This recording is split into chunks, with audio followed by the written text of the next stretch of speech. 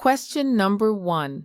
How do bull-type breeds in Brazil differ in temperament or physical traits compared to their counterparts in the USA or Europe? My answer to question 1. From an outside perspective, it's easy to see clear differences in breeding styles across continents. In the United States, many breeders tend to pursue a freaky look with hypertypical features, extremely accentuated physical traits like very wide heads, exaggerated bone, or unusual proportions. In Europe, breeders are usually more discerning regarding structure, placing greater emphasis on health testing and dogs with refined, functional conformation. In Brazil, we see a kind of balance between those two approaches. Brazilian breeders are naturally drawn to impressive dogs with strong structure and striking appearance. However, there is also a growing awareness of the importance of producing sound and healthy dogs, partly due to the demands of our climate, which requires animals with good respiratory capacity, heat tolerance, and overall hardiness. As for temperament, I believe this is a common thread worldwide. Regardless of location, all of us aim for mild, trustworthy, and balanced dogs that can coexist harmoniously with families. Question number 2. Which foundational breeds played a role in developing the lines you work with at Sunshine Bulls? My answer to question number 2.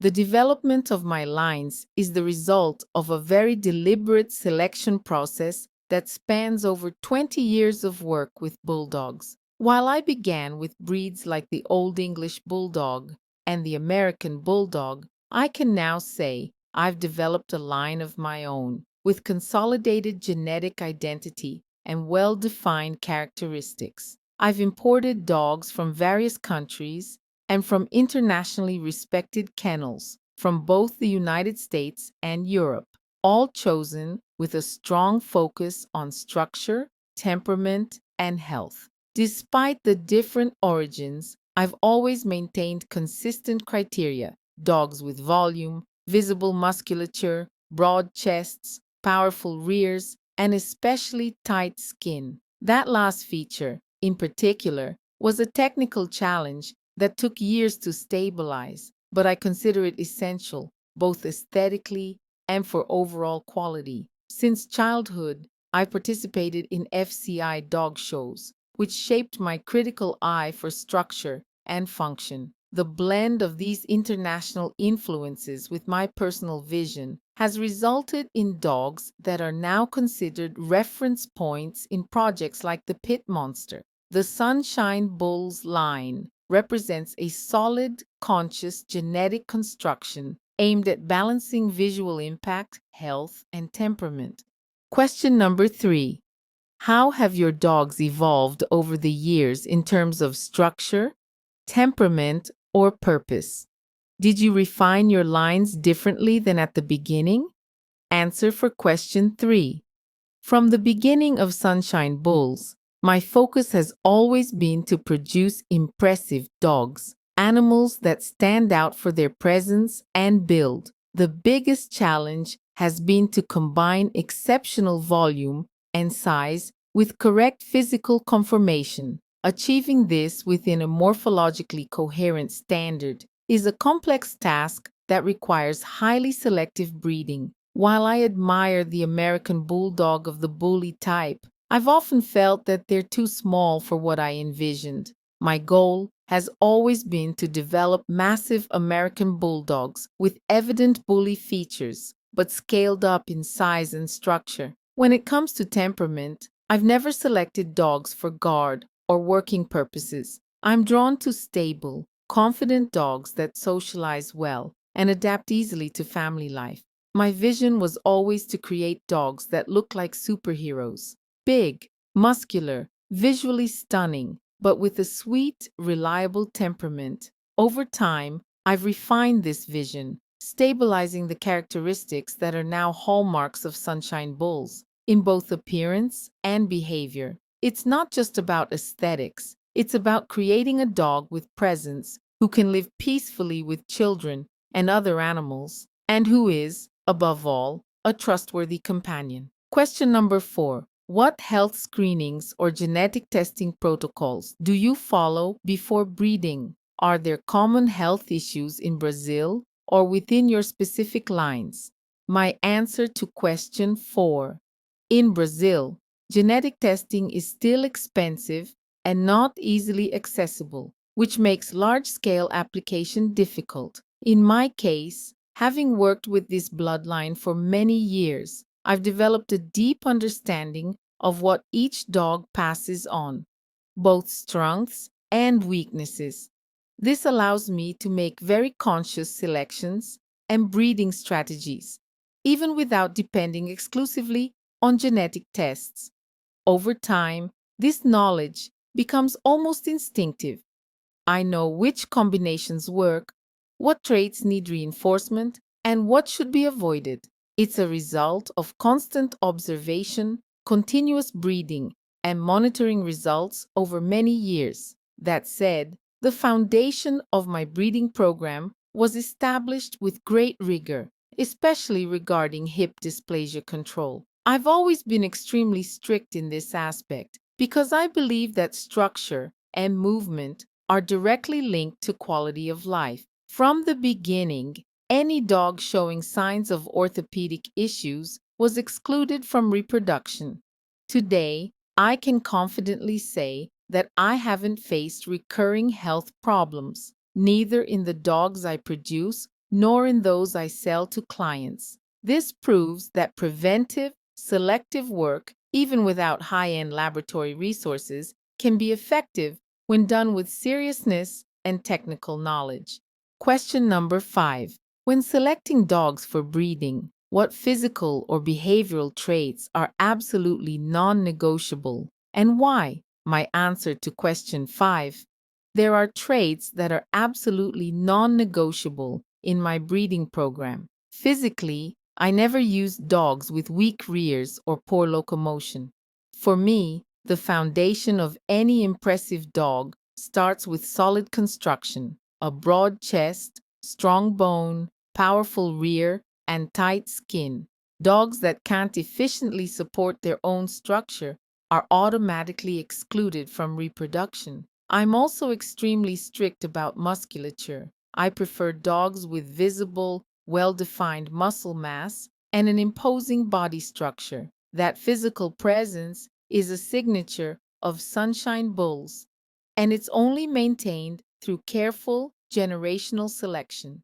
Behaviorally, I never breed dogs that are aggressive, unstable, or insecure. Even large, imposing breeds must be trustworthy in family environments and around other animals. I select dogs with balanced temperaments, confidence, and good socialization because I believe the true differentiator is producing dogs that impress visually but win people over through their behavior. These criteria, flawless structure, remarkable musculature, and dependable temperament, are the foundation of what Sunshine Bulls represents. Any dog that doesn't meet those standards, no matter how beautiful, is not used in my breeding program. Question number 6. How do you balance breeding strong, powerful dogs with those that also make excellent family companions? My answer to question 6. In my view, a truly complete dog is one that is visually striking, strong,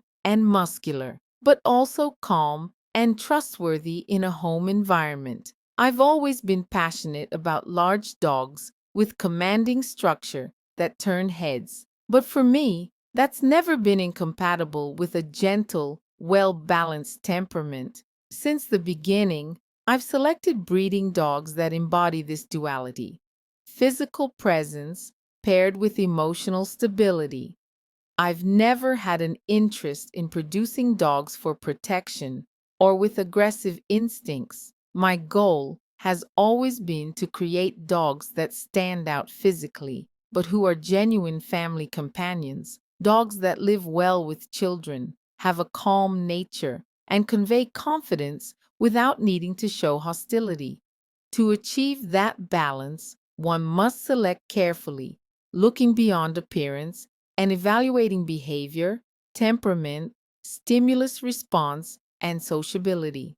I monitor the temperaments of the dogs I produce closely and only keep in my program those who display not just physical power, but also emotional balance and ease of handling.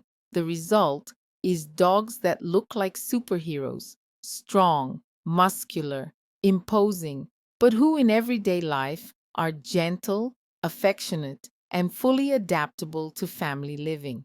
Question number 7. How has the bull breed community in Brazil changed since you started Sunshine Bulls? Have you noticed any trends or shifts? My answer to question 7. When I started breeding American Bulldogs, American Bullies didn't yet exist in Brazil, and perhaps not even in a consolidated way in the United States. It was during that time that I first encountered what we now call the bully type. I was immediately intrigued by those dogs with round heads, short muzzles, and prominent musculature. That's when I began importing American Bulldogs of that type. I can confidently say that the first bully type dogs to set foot in Brazil were American Bulldogs I imported from different parts of the world. Dogs from Manstopper, Jose Lopez, France, Germany, Italy, and several breeders in the US, including Danny Frost, Doug Kennedy, and Michael from Bullforce, Netherlands. There are probably other breeders I've worked with whose names I can't recall right now. Over time, I realized that I had been responsible for introducing the bully type to Brazil, not through American bullies, but through American bulldogs with clearly bully features. This sparked the interest of many breeders, and some with broader vision used my dogs in new breed development projects that eventually became established. So, I see this shift very clearly. The introduction of the bully type in Brazil directly influenced the emergence of new ideas, new breed standards, and, most importantly, a new perspective on what it means to breed dogs with presence, structure, and identity. Question number 8. How do you preserve drive or working instinct in your dogs while ensuring they are stable and safe in a family environment? My answer to question 8. At Sunshine Bulls, my focus has never been on promoting working or guarding instincts. From the start, my goal has been to develop large dogs with an imposing appearance, but with a gentle, stable temperament that adapts well to family life. I like to say, my dogs are bred to impress visually, but to win you over through companionship. So instead of preserving working drive, I prioritize emotional security in the dogs I produce. Confident animals that form strong bonds with humans, don't overreact to stimuli, and are good at reading their environment. Stability is the primary criterion I apply when planning matings. That said, many of my dogs do have enough physical energy for activities like long walks, hiking, or working around a farm, and all of that is very welcome. But my breeding focus remains behavioral balance, not functional instinct. In summary, the dogs I produce aren't meant for work. They're meant for companionship. My ideal has always been to create dogs that look strong and powerful, like true superheroes, but with a kind and predictable nature, perfect for joining a family in safety and harmony. Question number 9. What are some common training or behavioral challenges you've noticed in these breeds, and what advice would you give to new owners? My answer to question 9. One of the main challenges I see in bull-type dogs, especially those with large, impressive frames, is the lack of boundaries set early on. Many owners fall in love with the puppy and treat it like a human baby, forgetting that the puppy will soon grow into a 50 or 60-kilogram dog with strength and presence. The result is often a dog that, lacking leadership and routine, becomes stubborn, dominant, or simply difficult to manage. My number one piece of advice to new owners is to begin training from day one. Large, strong dogs need clear rules, consistency, and structured routines. It's not about harsh discipline, just consistency and common sense living. Teaching the dog to respect household boundaries, wait for food, walk calmly on a leash, and understand when it's time to rest. Socialization is also key. I always encourage new owners to expose their puppies early to a variety of experiences, people, sounds, places, other animals. That builds confident, secure dogs that don't react with fear or aggression when faced with something new. Finally, I often remind people that a dog's physical strength must come with mental balance. A strong, beautiful dog that doesn't know how to behave becomes a problem. But a strong, obedient, calm, and stable dog is something any owner can be proud of. And that's exactly what we aim to produce at Sunshine Bulls.